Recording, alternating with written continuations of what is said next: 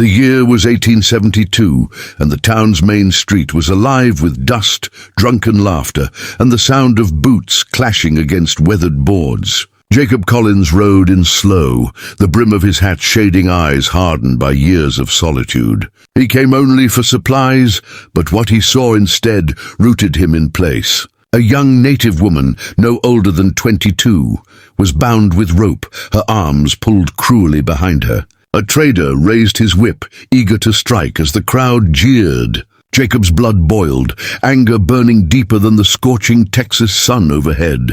Without hesitation, Jacob swung down from his horse, his spurs striking the earth like sparks of defiance. "That's enough," he thundered, his voice steady as steel. The trader sneered, lifting the whip again.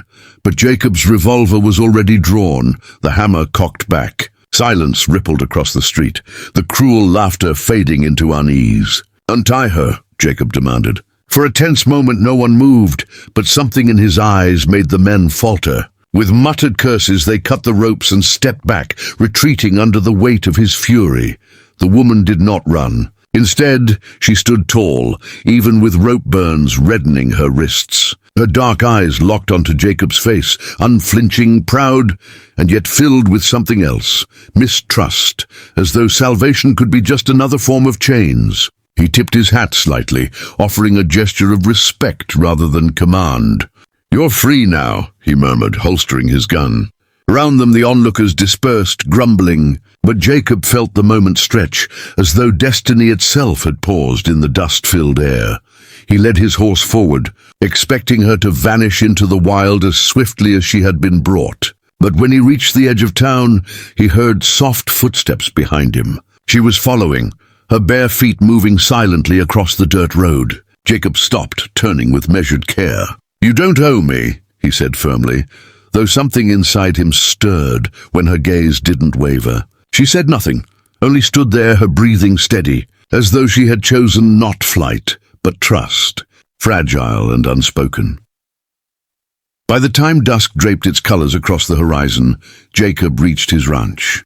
The house stood weathered against the open plains, its wooden walls groaning with the weight of silence that had long ruled within. He dismounted, glancing back to see her still there, watching him with the same quiet fire. Without words, he opened the cabin door and stepped aside. She entered, not as a fugitive, not as a guest, but as something undefined, something that unsettled Jacob in ways he had not known in years. Inside, the fire crackled, casting long shadows across the room. Jacob set bread and water on the table, his movements careful, deliberate. She sat cross-legged by the hearth, her posture straight, her eyes tracking every sound. For a moment, the only voice was the wind scratching against the wooden shutters. Jacob studied her in silence. She was young, her beauty undeniable, but it wasn't her face that struck him most. It was her defiance. The way even in exhaustion she refused to bow. When she finally spoke, her voice was low, shaped by an accent that carried the rhythm of rivers and wind. "Why?" It was a single word, but it carried 1,000 meanings. Jacob leaned back in his chair, staring at the fire. "Because I couldn't watch them hurt you," he replied. She seemed to weigh his words carefully, as though testing their truth. After a long silence, she nodded once, a gesture small but filled with gravity. Then she whispered, almost inaudibly, "I am not yours." Jacob's heart clenched, not at rejection, but at the unyielding pride of her spirit. He didn't sleep much that night. The ranch, once unbearably quiet, was alive with something different, something unsettling. He lay awake on his cot, listening to the faint crackle of firewood and the sound of her breathing from across the room. The loneliness that had haunted him for years now pressed differently against his chest. He told himself it was just kindness, just duty, but in the way her presence softened the silence, he felt fate shifting the ground beneath him.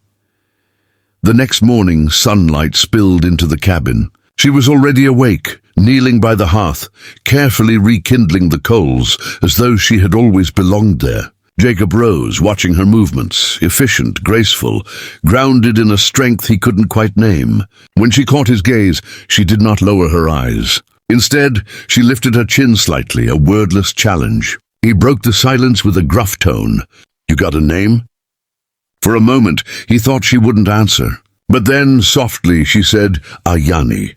Her name lingered in the room like a song. Jacob repeated it under his breath, clumsy on his tongue, but she did not correct him. Instead, she simply returned to her task, her hands steady even as her eyes flickered with unspoken thoughts. He felt the distance between them, not just of culture or language, but of worlds colliding in a cabin far from anyone else's judgment. Yet even in that distance, something fragile had begun to take root, something neither could deny. Jacob realized it wasn't just a rescue. It was the beginning of something he couldn't yet define. That evening, as twilight bled into night, Jacob sat on the porch, staring across the plains. Ayani stood behind him, watching the horizon as if measuring the distance between freedom and captivity. Finally, she stepped forward, her voice steady. "You did not buy me. You did not chain me. I stay. Because I choose." Jacob turned, his throat tightening with words he couldn't form. In that instant, he knew this wasn't charity, nor pity. It was fate, two lives bound not by law or bargain, but by something deeper. For the first time in years, Jacob Collins felt hope stir again. Days passed like soft shadows over the Texas plains, stretching into weeks. Jacob Collins had grown used to silence in his cabin, but now the air was alive with the gentle rhythms of another's presence. Ayani moved quietly, yet everything she touched seemed to change. She carried water to the horses, swept the porch, and sang at dusk in a tongue Jacob couldn't understand. It wasn't servitude, it was choice, a rhythm of belonging. And though the town whispered, Jacob stood taller each time he walked beside her, no longer weighed down by loneliness, but steadied by something new. At first, their words were few. Jacob's English rolled rough. Hers came sparingly, carved with the weight of tradition, but meaning found its way through silence. A look, a gesture, a shared breath across the table became their language. Jacob, who had once thought himself hardened beyond tenderness, found his rough edges softening under her quiet strength. She had seen cruelty, yet still carried dignity like armor. Each night, as the fire cracked, he felt himself draw closer to her. Not with desire alone, but with reverence, the kind that binds deeper than flesh. The townsfolk talked, of course. A rancher bringing a native woman into his home was enough to stir gossip and disdain. They muttered of scandal and betrayal, their voices sharp as knives. Yet Jacob, for the first time in years, found himself unshaken by others' judgment. He had lived alone too long to care for the opinions of men who never knew him. And when Ayani stood beside him, her chin lifted high, the weight of their stares fell powerless. What was between them was greater than prejudice. It was survival turning into devotion. One evening, beneath a sky painted with streaks of crimson, Jacob found her sitting in the grass near the river, her hair spilling loose around her shoulders. She was humming, the melody haunting and beautiful, carrying the soul of her people. Jacob sat beside her, awkward at first, his hands resting on his knees. She turned her face toward him, and in her eyes the dying sun burned like fire. "You gave me freedom," she whispered, her words trembling but strong. His throat tightened, and his reply cracked like dry earth. "And you gave me life." Her hand slipped into his, hesitant yet sure, as though centuries of distance had been bridged in a single heartbeat.